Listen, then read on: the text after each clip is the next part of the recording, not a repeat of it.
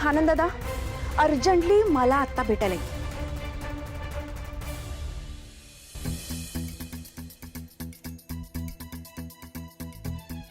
असं का केलं तुम्ही? काय केलं मी? अहो तुम्ही सरळ नाही म्हणालात तिला. कशासाठी? आणि ते ते त्या ट्रिप साठी. काय चाललं तुमचं? Trip trip trip? माझं कुठे काय चाललंय? तुम्ही माझ्यावर का चिडताय? तो विषय कोणी काढला? हे बघा, त्या हनीमूनचा विषय अधिराने काढला होता, मी नाही. आणि मुळात त्यातनं तिचं काही चुकलेलंही नाहीये. चार चौघांसारखं त्या बिचारीने तिचं हनीमून प्लॅन केलं आणि तिने तुम्हाला हनीमून बद्दल विचारलं बरं का, मी नाही. आता मान्य आहे ना, नाही जायचंय तुम्हाला, पण समोरच्याला सांगण्याची एक पद्धत असते. हे असं एक घाव दोन तुकडे करायची काही गरज नसते.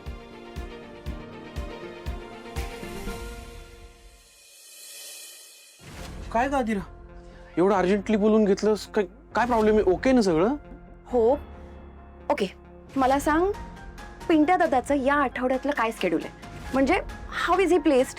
खूप महत्वाची अर्जंट अशी काही कामं आहेत, भयानक वर्कलोड आहे, की he is kind of free? पण तू हे सगळं का विचारतेस? म्हणजे तुझं काही काम आहे का त्याच्याकडे?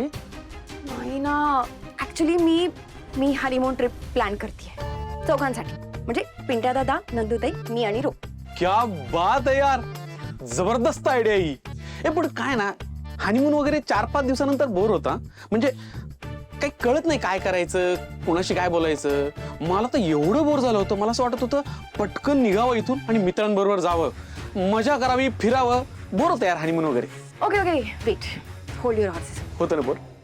दिस इज टू मच. ओके, मला नाही बोर होत. मी चौघांसाठी हनीमून ट्रिप प्लॅन करते, कारण मी जर हे प्लॅन नाही केलं ना, तर आय एम शुअर पिंट्या दादा कधीच हनीमूनला जाणार नाही. आणि चौघं असल्यावर जरा मजा येईल. So it's a win win. My bro Pintya dada काय? तो तयार नाही होते, इज नॉट रेडी. का?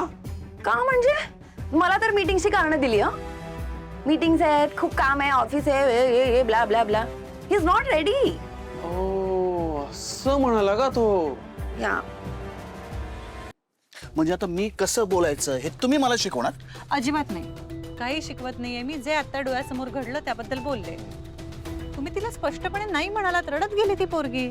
हे शांतपणे बोलू शकला असतात ना. मी शांतपणेच सांगत होतो, पण ती समजून घ्यायलाच तयार नव्हती.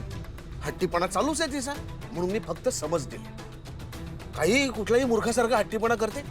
आता तिच्या हट्टापायी लग्न केलंय मी, अजून काय करू? काही करू नका. नाहीच करणार आहे, कळलं ना? करणारच नाही मी. आता काय मला हातपाय बांधून घेऊन जाणार आहात का? किडनॅपिंग बनतील त्याला. काहीही बोलताय तुम्ही आता. हा.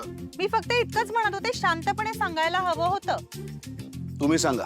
हो, मी सांगणारच आहे. मी समजावणार आहे अधिराला. तुम्ही समजावून जर तिने ऐकलं असतं तर लग्न करण्याची वेळ आली नसती आपल्यावर. तरीही मी समजावणार आहे. मी बोलणार आहे तिच्याशी. आता ती ऐकेल का नाही मला माहित नाही. शेवटी तुमचीच बहीण आहे ना, तुमच्यासारखी हट्टी. पण तरी माझ्याकडनं प्रयत्न तर मी करणार आहे. आत्ता तरी दुखावली गेली आहे ती.